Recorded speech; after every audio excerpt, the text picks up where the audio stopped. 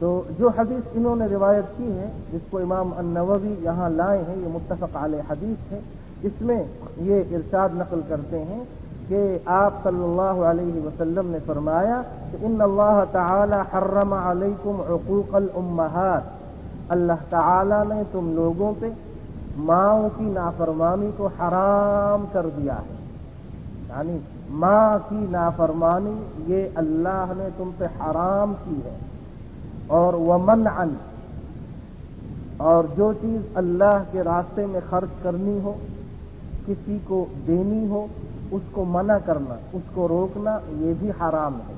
وہات، اور دوسروں کے پاس جو چیز ہو اس کو طلب کرنا، اس کو لینا، اس کے حاصل کرنے کی ناجائز کوشش کرنا، یہ بھی حرام ہے۔ اور ووعد البنات، اور بیٹیوں کو زندہ دفن کرنا یا بیٹیوں کے ساتھ بدسلوکی کرنا، بیٹوں کو بیٹیوں پہ ترجیح دینا، اور بیٹیوں کی پیدائش کو نحوست تصور کرنا، اور بیٹیوں کی پیدائش پہ خوش نہ ہونا، فرمایا کہ اس کو بھی تم پر اللہ تعالی نے حرام قرار دیا۔ اور جس چیز کو اللہ نے تمہارے لیے پسند نہیں کیا، حلال اور حرام کے مسائل جو 2 ہفتے سے مسجد شعیبی کے درس میں اس وقت ہم پڑھ رہے ہیں، تو حلال اور حرام کے درس کے شروع میں ہم نے بتا دیا تھا کہ حرام کی تعریف کیا ہے، مکروہ کی تعریف کیا ہے، اور مکروہ کی قسمیں کیا ہیں۔ تو مکروہ یعنی جس چیز کو اللہ نے تمہارے لیے پسند نہیں کیا، وہ یہ ہے قیل وقال، فضول باتیں۔ قیل کہا گیا اور قال اس نے کہا، یعنی فضول باتیں جس کو ہم اپنی عام زبان میں گپ شپ کہتے ہیں، وہ بات کہ جس بات کا کوئی دنیاوی یا دینی فائدہ نہ ہو، وہ بات جس بات کے کرنے اور جس بات کے سننے اور جس بات کے نشر کرنے کا کوئی دنیاوی یا دینی فائدہ نہ ہو، فضول بات ہو، اس چیز کو اللہ نے تمہارے لیے پسند نہیں کیا۔ وکثرت السؤال، اور کثرت سے سوالات پوچھنا، کثرت سے سوال پوچھنا، استاد سے، عالم سے یا کسی صاحب علم سے بہت زیادہ کثرت سے سوالات پوچھنا، یہ چیز بھی اللہ نے پسند نہیں کی۔ وإضاعة المال، اور مال کو ضائع کرنا، اس مال کو اس مقام پہ اور اس جگہ خرچ کرنا جہاں خرچ کرنے سے اللہ نے منع کیا ہے، اس چیز کو بھی اللہ نے تمہارے لیے پسند نہیں کیا۔ اس حدیث کے بعد امام النووی اس حدیث میں شامل بعض چیزوں کی تشریح بیان کرتے ہوئے ارشاد فرماتے ہیں، منعن کا معناہ، اس کا معنی یہ ہے منع ما وجب علیہ، جو چیز اس پر واجب ہو اس کو منع کرنا۔ وہات، ہاتھ کا معنی یہ ہے طلب ما لیس لہ، جو چیز اس کے لیے نہیں ہے دوسروں کی کسی چیز کے حاصل کرنے کی کوشش یا تمنا کرنا، اور یہ چیز شرعاً جائز نہ ہو۔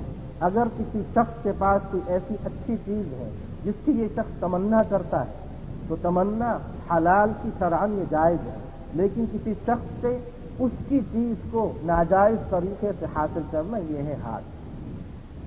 ووعد البنات، اور اس کے بعد ارشاد فرمایا قیل وقال، اس کا ایک معنی یہ ہے الحدیث بکل ما یسمع، جو کچھ بھی سن لے اس کو دوسروں کے سامنے بیان کرنا، اور یہ کہنا کہ قیل کذا قال فلان کذا، فلاں نے یوں کہا، فلاں نے یوں کہا، مما لا يعلم صحته ولا يظنها، جس کی صحت کے بارے میں اس کو گمان اور یقین نہ ہو۔ اور فرمایا کفا بالمرء کذبا ان يحدث بكل ما سمع، یہ حدیث ہے جو اس سے پہلے ہم نے پڑھی ہے۔ آپ علیہ الصلوۃ والسلام نے ارشاد فرمایا کسی آدمی کے جھوٹا ہونے کے لیے یہ بات کافی ہے کہ جو کچھ وہ سنے دوسروں تک پہنچا دے بغیر تحقیق۔ جس طرح ہمارے ہاں یہ چیز عام ہے کہ لوگ کہتے ہیں،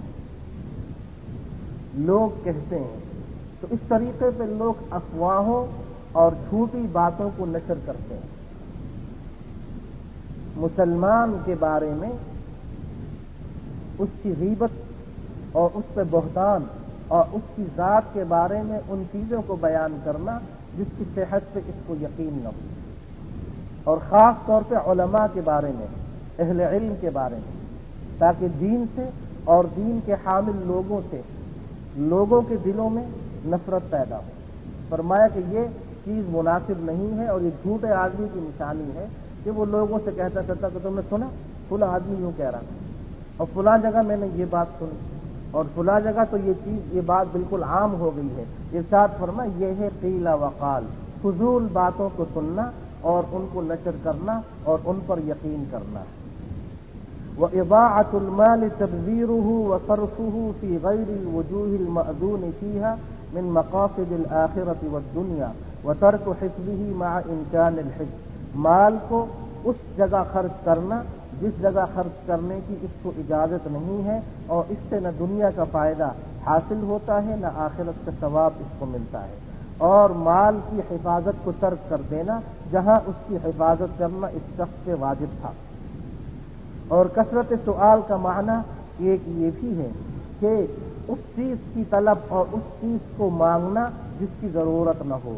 और फरमाया कि वो फिलबाब अहादीस सबक़त फिलबाब क़ब्ला, इससे पहले भी जो अबवाब गुजरे हैं या जो बाब गुजरा है उसमें जो हदीसें हमने पढ़ी हैं वो भी आज के इस मौजू से मुताल्लिक़ थी, लेकिन क्योंकि गुजर चुकी हैं इसलिए हम उनको बयान नहीं करते। जिनमें दो हदीसें बड़ी अहम थी जो हमने पढ़ी, एक व अक़्तअ मन क़तअक और दूसरी मन क़तअनी क़तअहुल्लाह सल्लल्लाहु अलैहि वसल्लम। अल्हम्दुलिल्लाहि रब्बिल आलमीन वल आक़िबतु लिल मुत्तक़ीन वला उद्वान इल्ला अलल ज़ालिमीन वअशहदु अन ला इलाहा इल्लल्लाहु वलियुस साबिरीन वअशहदु अन्न मुहम्मदन अब्दुहु व रसूलुहु सय्यिदुल अव्वलीन वल आखिरीन व इमामिल मुत्तक़ीन सल्लल्लाहु अलैहि व अला आलिहि व अस्हाबिहि वमन तबिअहुम बिइहसान इला यौमिद्दीन। अब्दुल्लाह इब्न दीनार अन अब्दुल्लाह इब्न उमर रज़ियल्लाहु अन्हुमा अन्न रजुलन मिनल अअराब लक़ियहु बितरीक़ मक्का फसल्लम अलैहि अब्दुल्लाह इब्न उमर वहमलहु अला हिमारिन कान यरकबुहु وأعطاه عمامة كانت على رأسه। قال ابن دينار فقلنا له أصلحك الله إنهم الأعراب وهم يرضون باليسير. فقال عبد الله بن عمر إن أبا هذا كان ودا لعمر بن الخطاب رضي الله عنه وإني سمعت رسول الله صلى الله عليه وسلم يقول إن أبر البر صلة الرجل أهل ود أبيه. وفي رواية عن ابن دينار عن ابن عمر أنه كان إذا خرج إلى مكة كان له حمار يتروح عليه إذا مل ركوب الراحلة وعمامة يشد بها رأسه. فبينا هو يوما على ذلك الحمار إذ مر به أعرابي فقال ألست فلان ابن فلان؟ قال بلى. فأعطاه الحمار فقال اركب هذا وأعطاه العمامة وقال أشدد بها رأسك. فقال له بعض أصحابه غفر الله لك، أعطيت هذا الأعرابي حمارا كنت تروح عليه وعمامة كنت تشد بها رأسك. فقال إني سمعت رسول الله صلى الله عليه وسلم يقول إن من أبر البر أن يصل الرجل أهل ود أبيه بعد أن يولي. وإن أباه كان صديقا لعمر رضي الله عنه. روى هذه الروايات كلها مسلم.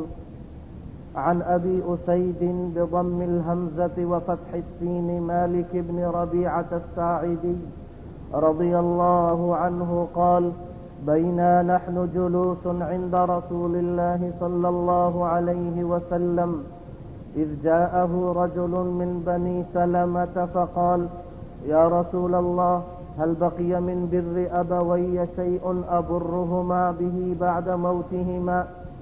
فقال: نعم، الصلاة عليهما والاستغفار لهما وإنفاذ عهدهما من بعدهما وصلة الرحم التي لا توصل إلا بهما وإكرام صديقهما. رواه أبو داود. وعن عائشة رضي الله عنها قالت: ما غرت على أحد من نساء النبي صلى الله عليه وسلم ما غرت على خديجة رضي الله عنها، وما رأيتها قط ولكن كان يكثر ذكرها، وربما ذبح الشاة ثم يقطعها أعضاء